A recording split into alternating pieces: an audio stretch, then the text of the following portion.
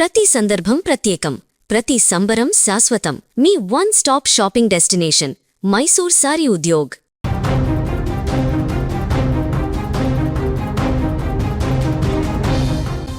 మధ్యప్రాచ్యంలో మళ్లీ భారీ యుద్ధం మొదలుగాబోతుందన్న సంకేతాలు వస్తున్నాయి. ఇరాన్తో నెలకొన్న ఉద్రిక్తతలు ప్రపంచాన్ని మరోసారి ఆందోళనలో పడేస్తున్నాయి.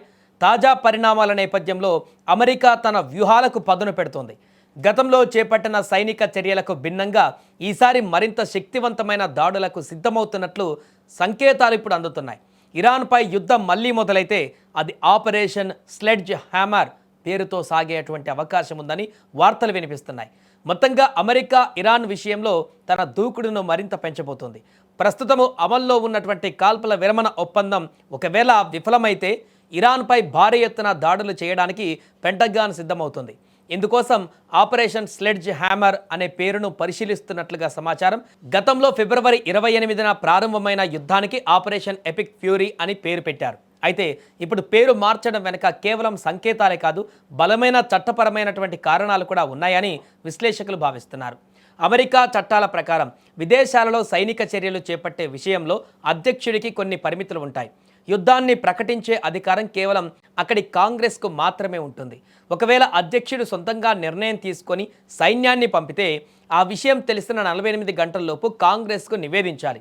ఆ తర్వాత 60 రోజుల్లోగా కాంగ్రెస్ నుంచి అధికారిక అనుమతి పొందాల్సి ఉంటుంది. ఒకవేళ అనుమతి రాకపోతే సైన్యాన్ని వెనక్కి పిలవాలి.